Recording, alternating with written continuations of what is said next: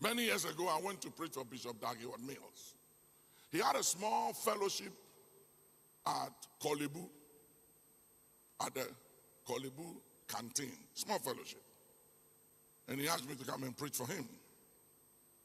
When I met Bishop Dancan, he was in Achimota from 4. When I was preaching, he recorded it. I didn't know they recorded it. And I said to the people, I said, you see this young man, don't leave him. Don't mishandle him. He has a great future, this man. He has a great future. Stay with him. That time, he didn't even have a church. It was a small fellowship. And the Lord said to me, stay with him. Stay with him. Protect your relationship. And there are people who have fought Bishop Dag like crazy, just as they fought me. But for whatever reason, we have related for 46 years. 46 years.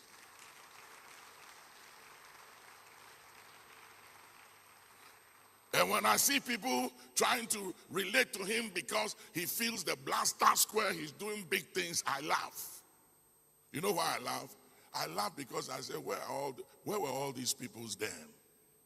If they didn't have the grace, they couldn't have had the capacity to maintain the relationship we've had all these years. You hear his own testimony online. It's no joke. 46 years. Obodai, how many years have I known you? You've been in this house. How many years? 44 years. 40. What? 44 years. Bishop Nyako. 49 years. Bishop Johnny. 35 years. Abigail, 41 years. Irene, 35 years. Jesse, 46 years. Jesse, she brought the husband, Bishop Anum, to church and got him born again.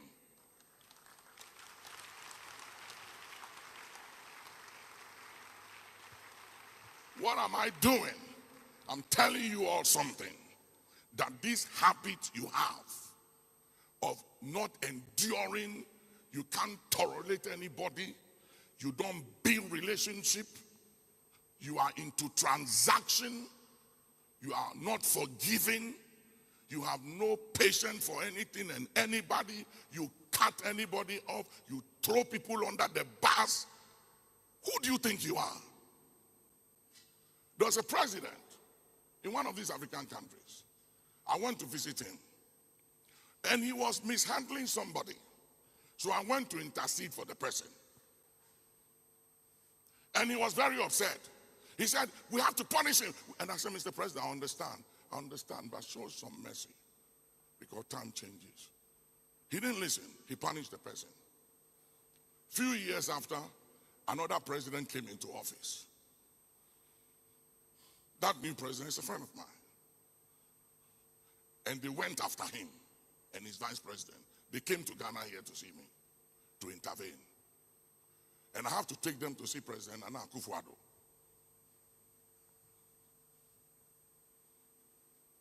I'm talking about a president.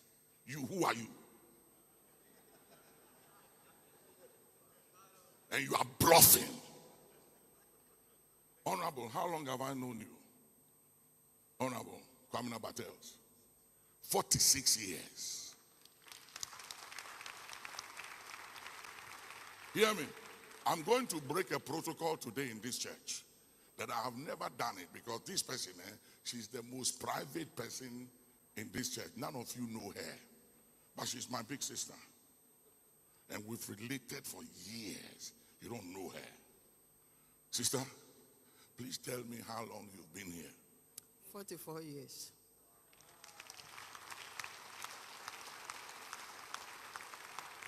She's my big sister. All her children grow up in this church, but they are all with Bishop Dag. Me and Bishop Dag, we share sometimes. They are all with Bishop Dan. All of them in the Lord. This lady is no joke. She used to be a member of the PNDC. Are you hearing me? And not just that. Ambassador to Holland, ambassador to another nation. This woman is no joke. 44 years she's been in this house. And we've related. She's my big sister. I call her sister. Why am I doing this? I want you to understand the message I'm preaching, that some of you are mortgaging and forfeiting your future because a day will come and you will need somebody. And because you didn't treat people right. The other day I met Asantehini at the airport, and my protocol came and said, oh, Nana is passing by. I was at the VIP. And I asked his protocol, is he coming in or he's going straight? And so he's going straight to the plane. And I said, as soon as his car gets there, let me know. And then when I was coming out, somebody said, he'll come out and greet you. I said, come out and greet you. I'm going to meet him. He doesn't have to come out and greet me. He's Otumfuo. Did you hear the name I gave him? Otumfuo. He's the king of my tribe. My father is Ashanti, and that is our king. So you treat him with respect and with dignity.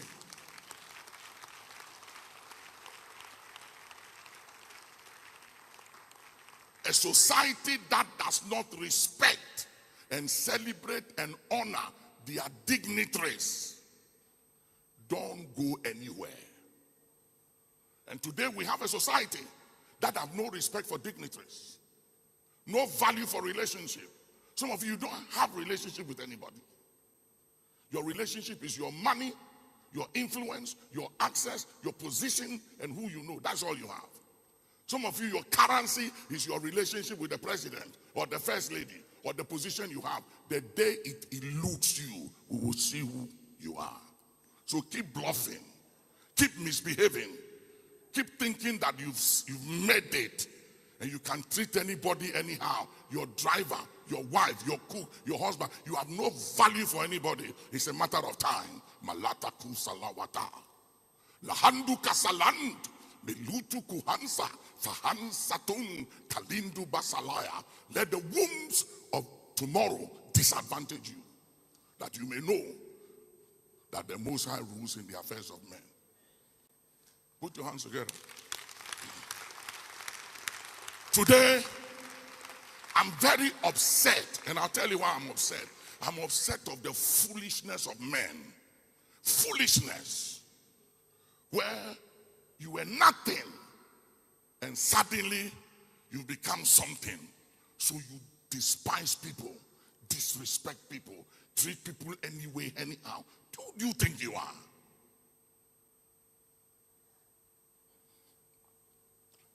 Chief, Mr. Ambassador, how long have you been in this church? 40 years. That's an ambassador.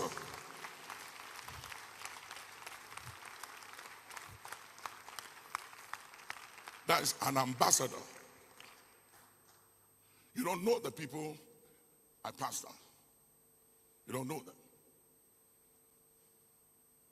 See people just sitting there like that. They don't talk. You don't know who they are. Witty people. Witty. And all of these people we've related, we've never fought. We don't fight.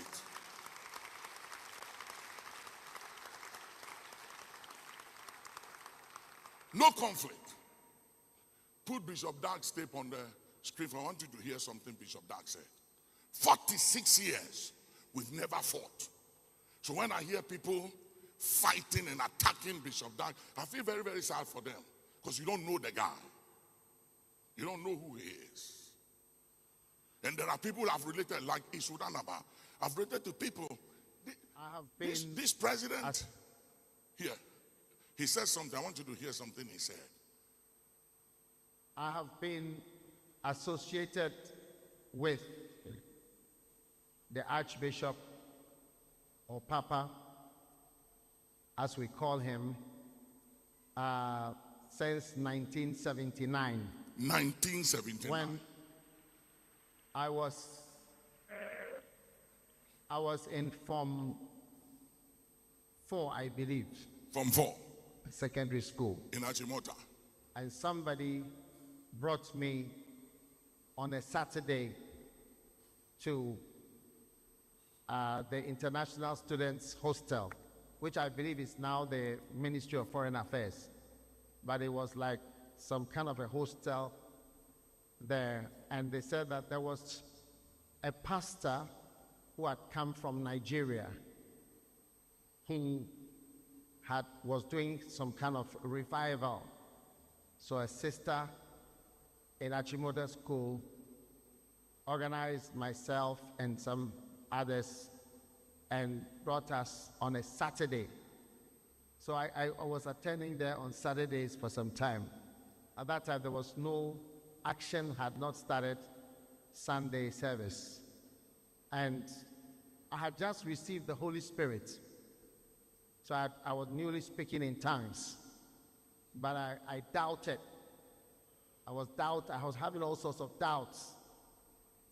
So that was my first interaction. I went up to the Archbishop. He was then Brother Nick. And I said to him that I am having doubts about the tongues. So he just put his hand on my head and drove away the doubts from my head with a powerful prayer. And from that moment, I was no longer doubting the tongues that I was speaking. And I have been Hear me. continuously and This is what I want you to hear. This one, what he's going to say now. Hear this. connected to the Archbishop. I was saying yesterday that we cannot imagine Ghana I or want you to even go the back. There was something he said before this. I was speaking. And I have been continuously and uninterruptedly connected to the Archbishop. I was saying yesterday that we cannot imagine Ghana or even the It's world. okay, you can turn it up. What I wanted you to hear is continuously, uninterrupted, 46 years relationship. When I moved and I relocated to America for 8 years, every birthday, every year, Bishop Dag will send me a gift like he does up to today. Every birthday of mine, Bishop comes with a gift. Every Christmas, he will go see the mother. After that, he will come to me with a gift. And that is the way we've related for 46 years.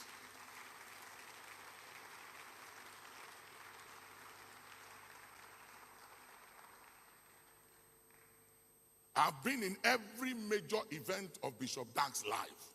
I've always been there. That's the way we've related.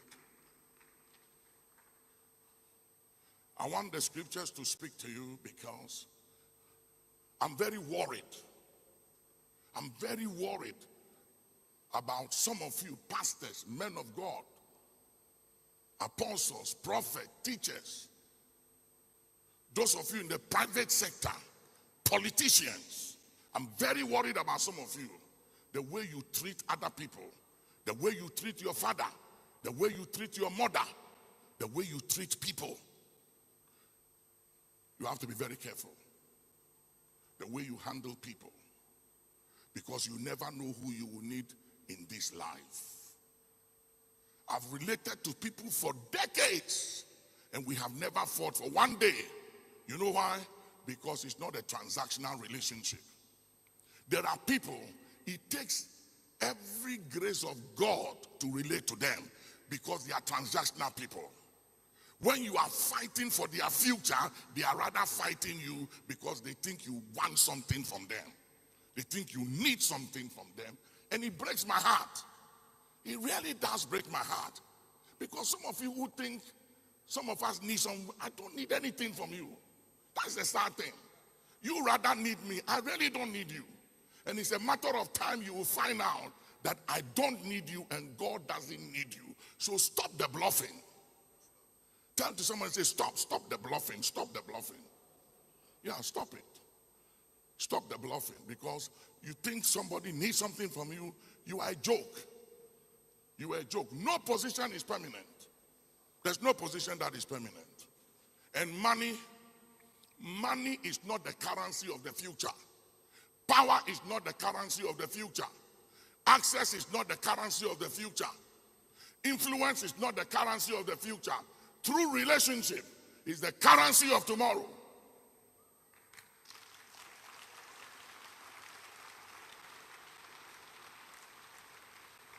I know you have houses, and I know you have foreign investment, and you are very loaded. One upon a time, there was a guy in this country, he was a finance minister, loaded. You know what he said?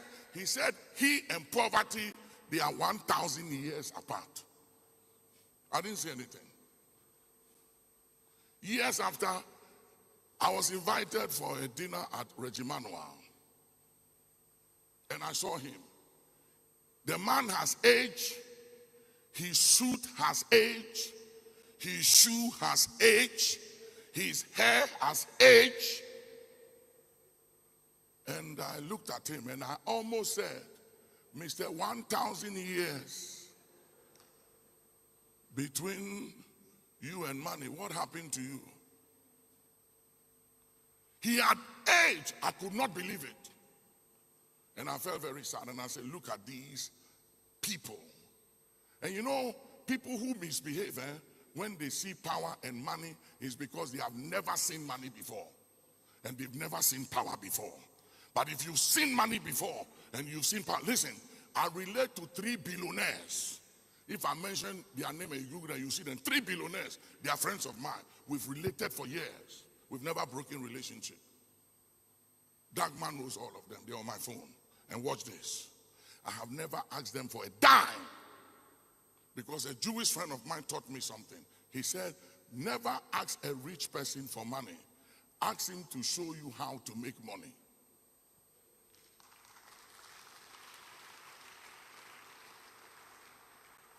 So I never asked them for money. And I never asked presidents for money. Yeah, President Obasanjo, he's an old friend of mine. He's been here 3 times. He just left here 2 days ago, came to do something for the president and went to another country recently. 3 times he's been in my house in the month of June. When he was president, I prophesied over him the first time, the second time. Up to now, I've never asked President Obasanjo for $1. People say, Papa, ask him to give you an oil blog. I never ask him for anything. If I pick a phone right now, wherever President Obasanjo is, and I need a favor, and I say, Mr. President, Baba, can you please call this president or this and this? He will do it immediately. I've never asked a dime from him.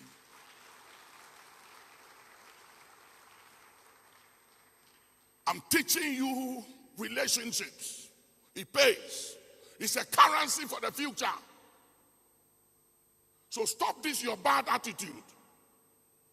Just because you've made some 10 million, 20 million, 40 million, 50, what is all that for? It means nothing. You can lose it in a day. I've seen people with millions and they attack with a bad disease called cancer. And immediately they hear the report, they start diminishing and they begin to die, and their money can't help them. I've seen very powerful people in office that they are sick and they can't even tell the president they are sick. Why? They are afraid that if the president gets to know they have that kind of disease, they will be fired. Or the president will say, give the office to somebody, and they keep it till the day they die. Turn to somebody and say, what is wrong with you?